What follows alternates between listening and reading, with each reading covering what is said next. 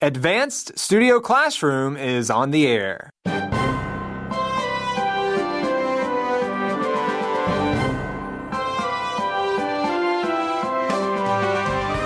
Are your kids anxious about the coming school year? Well, today we're going to fight the fear of school.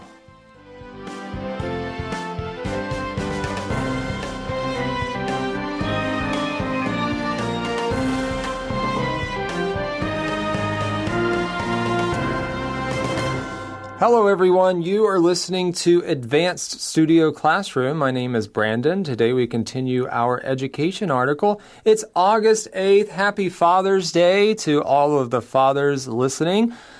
We're not talking about fathers in particular today. We're actually talking about school and fighting the fear of school in our education article.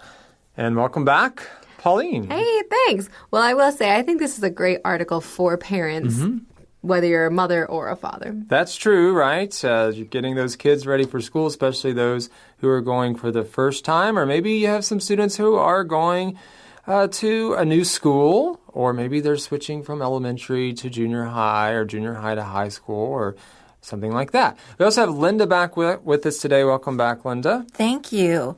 Yeah, this article brings back memories of my school days. Yeah, what is one of your earliest memories concerning school? Well, so I was talking before the show started that I was homeschooled until fifth grade. So my earliest memories are just doing school at home with my mom and my siblings. But then my first memories of like going to school outside of home was in fifth grade. And it was a big transition. Yeah, that is a big transition going from home to school. I've had similar transitions. Linda, how about you? What's one of your earliest memories? Well, I just remember being so excited about going to school, like before I could start, because my older sibling and my older cousins, they all went to school. So it sounded like this magical place, like, I want to go too. And then I remember I did visit their school with them. I was so excited because I got to go to their school. It's like the big kid thing to do. And so you went? Yeah. And how did it turn out? I don't remember what we actually did. Like, that's a blur. But I remember playing on the playground. That was exciting. Yes.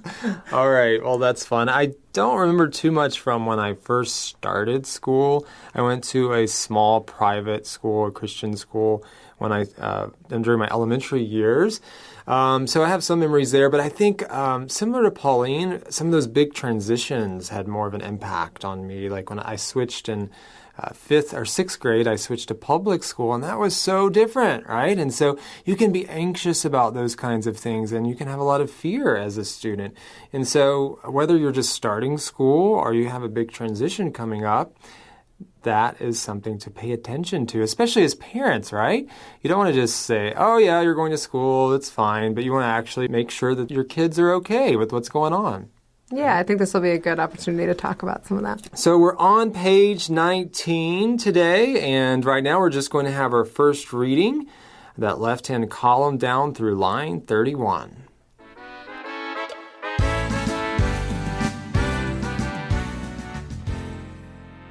Fight the fear of school. Starting school is a very exciting time for young children. They are learning new skills, such as reading, writing, and math, meeting new friends, and getting the keys to a whole new world. This big change in a child's day-to-day life, however, can also produce a lot of anxiety. Any change or transition, including good ones, can be scary, and some kids are naturally more apprehensive than others, says Jeff Kubostic, MD, EDD. We're all on a spectrum in terms of how anxious we get, and some kids are overwhelmed by the transition.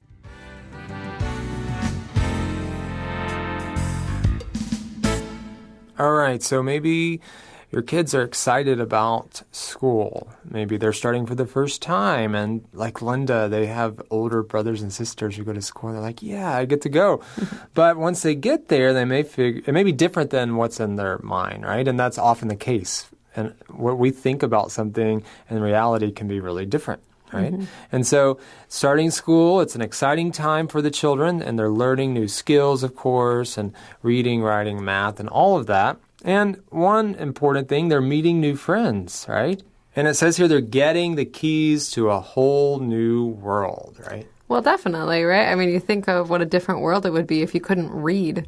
I mean, just reading opens up a whole new world to you. And then just all the different forms of learning that they're having. The first time you ever encounter math, just to even learn that 1 + 1 = 2, or counting, Right. Some kids maybe know how to count before they go into school. But, there's just a lot of basic life stuff that for the rest of your life, we're just going to seem completely normal and basic. But at that young age, it's all brand new. Yeah, and I think as parents, we can make it exciting, right? Even before, when they're younger, when they're 3 years old or whatever, 4 years old, we can start to make learning fun. So when they transition into school, they're already kind of prepared for that. And they're excited about it, and because you've already made the process kind of fun, right? Right, definitely. And besides all of the academic knowledge that they're going to gain and be exposed to in school, they're going to learn a lot of other things too, like from their social interactions with other kids and just being able to make friends and get along with their classmates. And they're also probably going to learn things that parents would rather not like their kids not to learn, right. But that's just all a part of the learning process going to school. So this is a big change in the child's day-to-day life, and it can also produce a lot of anxiety. Maybe your kids are anxious about it. They're afraid because it's new, and we can all be anxious about big transitions in our lives. Right. I mean, I think pretty much all of us, whenever we think that there's going to be a major shift in our life, or if we're going to a brand new job, or we're moving, of course, we're going to have some anxiety. And really, when you think about what they're doing, it's even a bigger shift than that, because it's not just a new job. It's the first time I've ever had a job. It's just it's not just a new school. It's the first time I've ever been in school. It's the first time they've ever been outside of the home, maybe where the parent isn't there and they're going there every day. Right.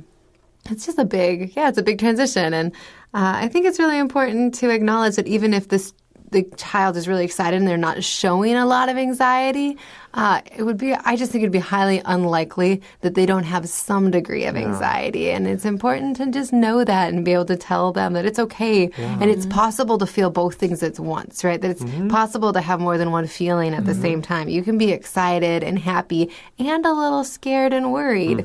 And those are all okay to talk about. And we still do things even if they're scary, but we can say they're scary. And I think that really depends on the kid, right? The kids have different personalities. Like I'm thinking maybe if your kid is much more outgoing, some parts of school may be an easier transition for them. They may love all the social interactions. If someone's not quite as outgoing, maybe more introverted, they may have a harder time with the social interaction. So that's another thing that they might be anxious about, not just the schoolwork.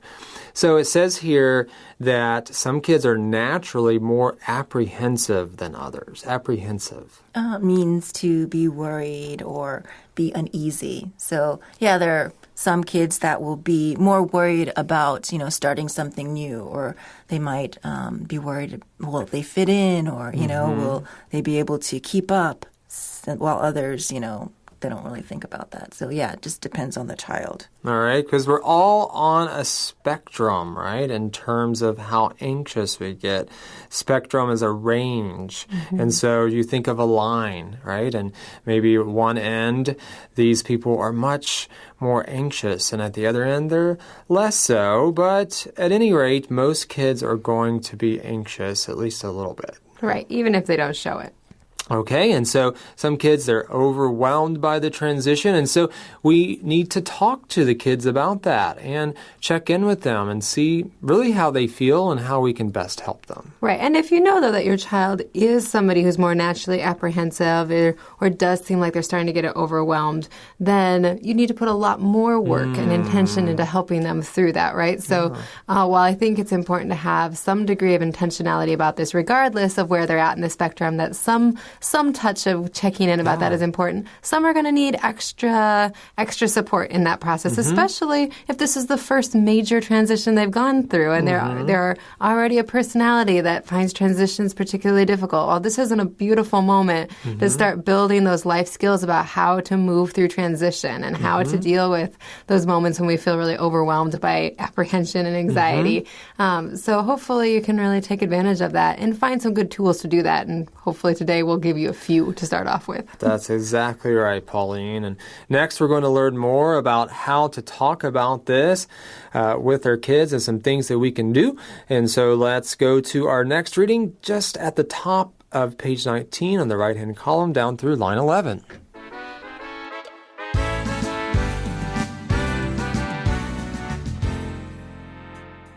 Talk it out.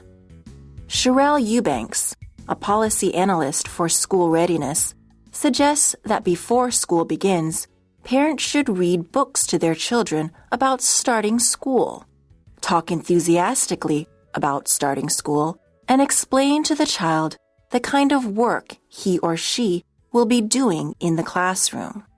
Lawrence Balter, Ph.D., a professor of applied psychology, recommends that you have your child talk to older children, particularly those who really like school, and will talk about it in favorable terms.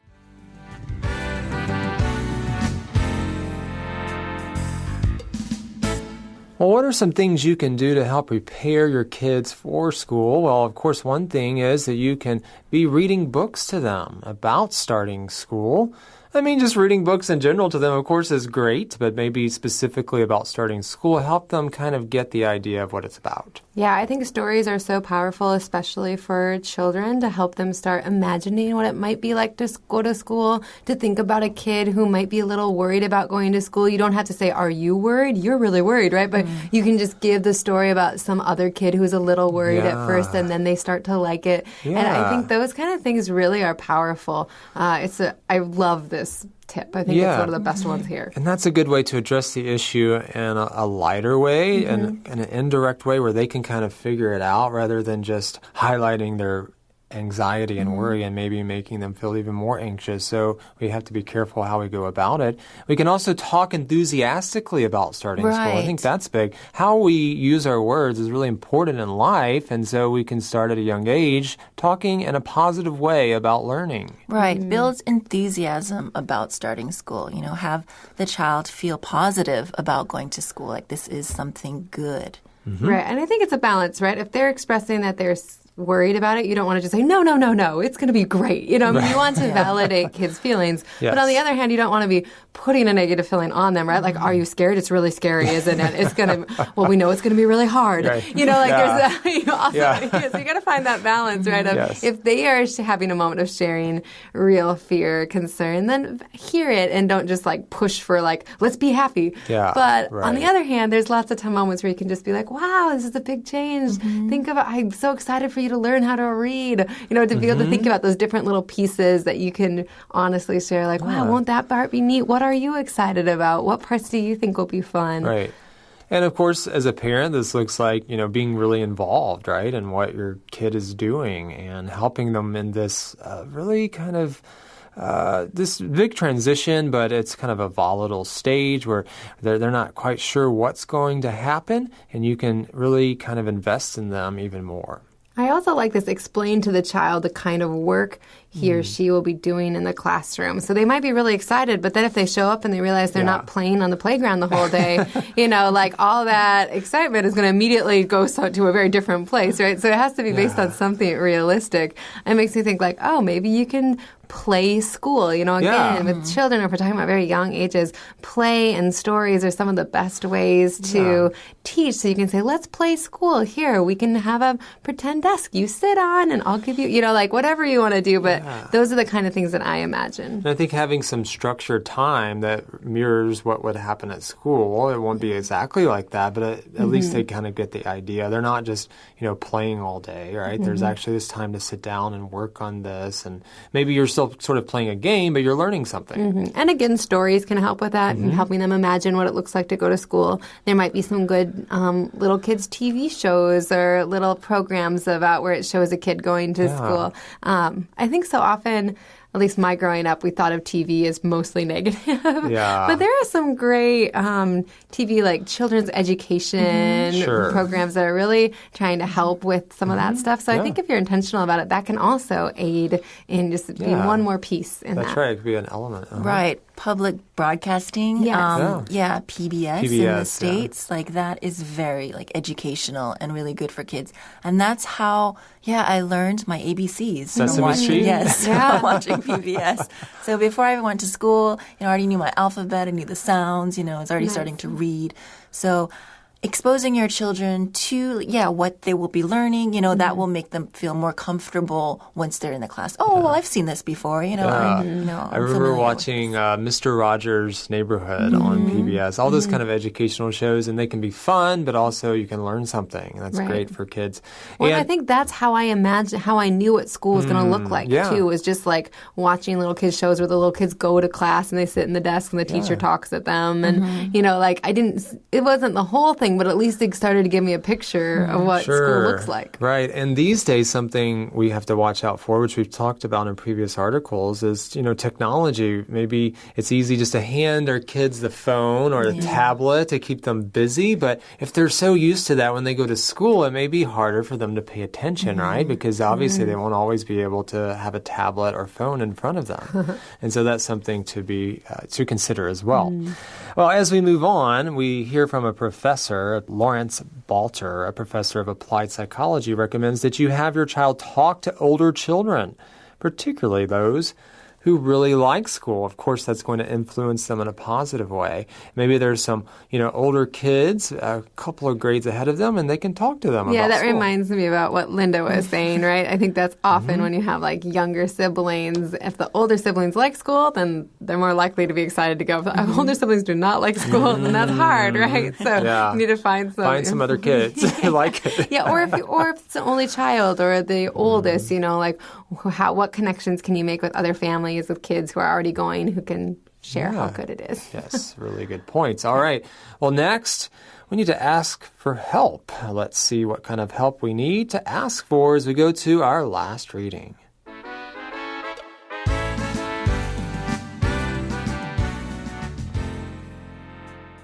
Ask for help.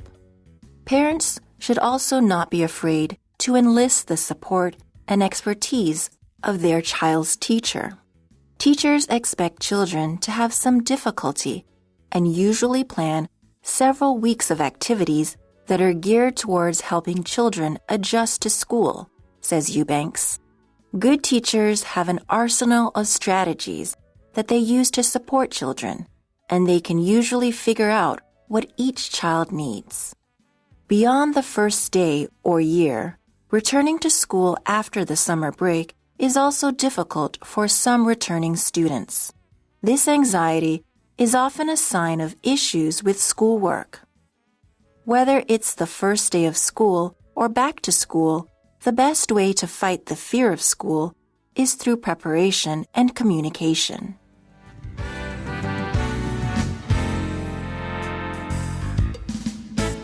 All right, so we're thinking ahead and we're asking for help. Parents can ask teachers about things that their students may need. They can enlist the support and expertise of their child's teacher. That's a good word, enlist. Sure. Enlist is to ask for and to get somebody to come on board to help you or support you.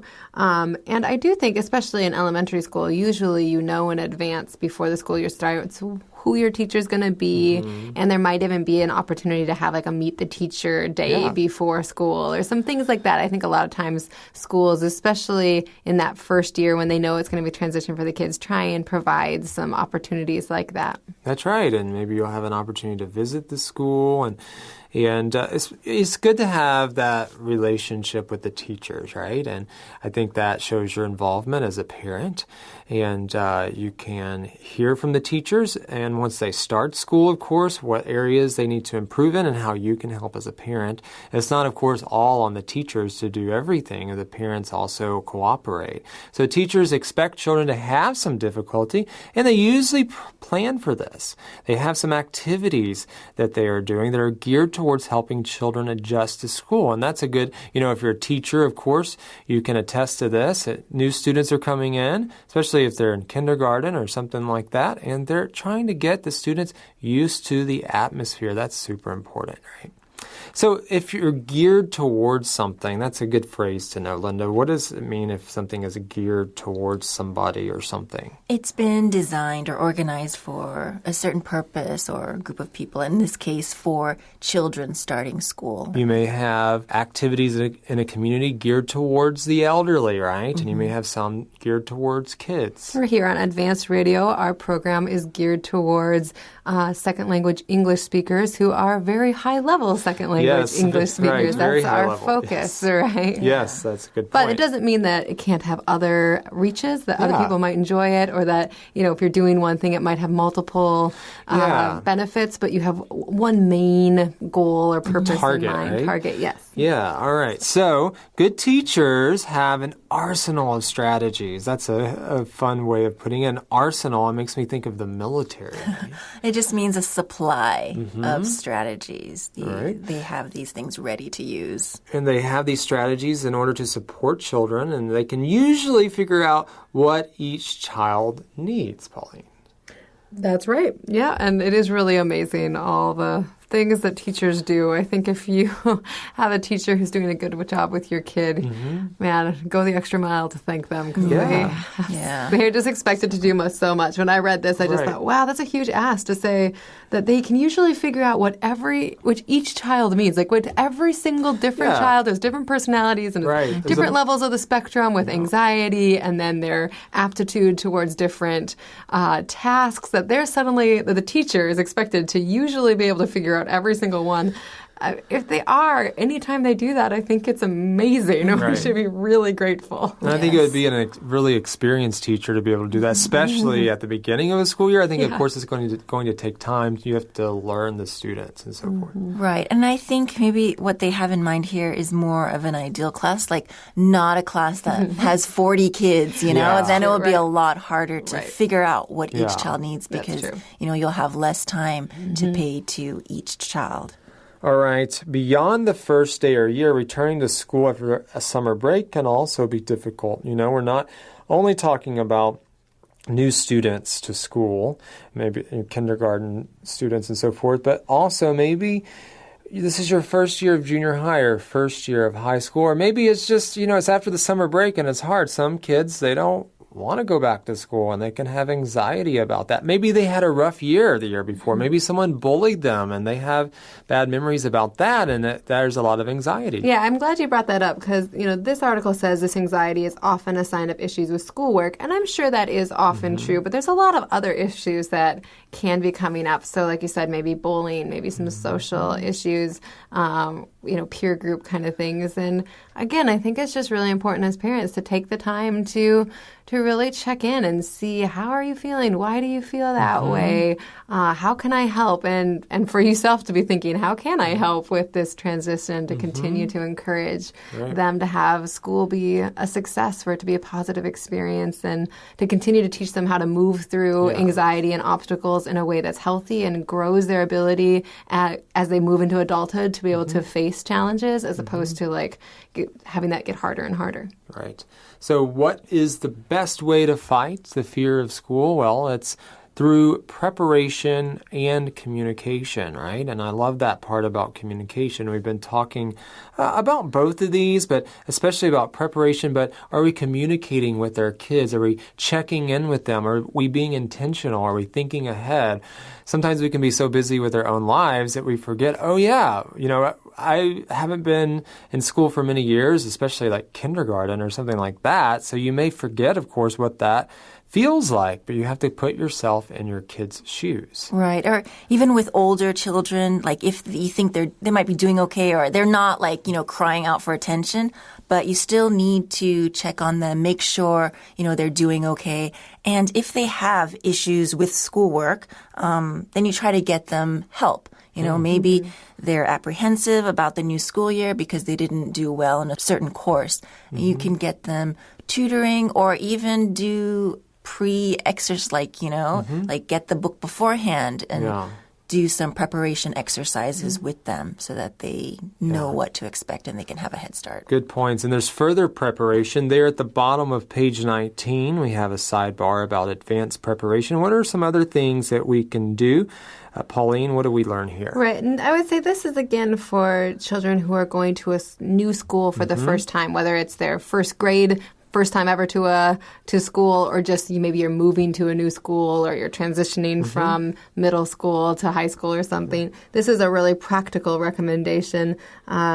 And it's just to help your child feel at home in this new environment. Go to that school building before they have to go to the school for real. So in this case, it says before the summer ends. So you can get an idea of the layout of the classrooms, bathrooms, play areas, and then also maybe meet the teachers ahead of time and figure out what your daily schedule will be like. All of those things help you kind of imagine yourself there and start, setting up a routine. I think the fewer unknowns you have, the less anxious you are. That's true. This is a great idea. So your kids aren't going to school and everything's brand new. They've never seen the classroom. They've never met their teacher. So this is You're afraid of getting lost in the building. Yeah. Right. Yeah. I know getting my school schedule beforehand really helped because I knew what teacher I would have and where it was, and I could plan because we only had a short period of time to get from one class to the other, maybe 5 minutes. So plan my route so I wouldn't be late to class, just to have some preparation for that. Yeah. And so I think, some points to take away, at least for me, is, make learning exciting, before kids, maybe a year or two before they start school and they're still very young. When you're reading to them, when you're showing them programs, educational programs, make sure it's fun. It's not just a boring task that they have to do. And I think that's one way to prepare. And then also visiting the teachers, the schools, and getting the kids prepared in that way is also important. Any final thoughts as we go, Pauline? Oh, just again, that I think that key of communicating that whenever your kids are facing a transition, a change in life, whether or not it seems like they're doing great with it, to take the time to be intentional about communicating, just asking, is there any part of you that's feeling worried at all? What are you most excited about? What are you most worried about? I'm sure it must be difficult. Again, none of us are parents, so it's easy to throw out all of this advice, right? So I recognize it can't be easy, but I think that anytime we can be more intentional we are in relationships, the better. And what more important relationship than the one that you have with your kids? Great. And Linda, any final thoughts? Staying involved in your child's life, what's going on, especially with school. And I think that's not such a big problem for Asian parents because they tend to do that naturally, although my parents don't fall under that category. But just communicating and knowing, what's going on, paying attention to what's going on in their lives. Really good thoughts. Well, we hope that this education article has helped you to better prepare for the coming school year. If you have kids in school, if you don't, you can pass this along to someone who does. And we hope you will join us for each article this month in Advanced Magazine. Until next time, this is Brandon. I'm Pauline. I'm Linda. Saying goodbye. Goodbye.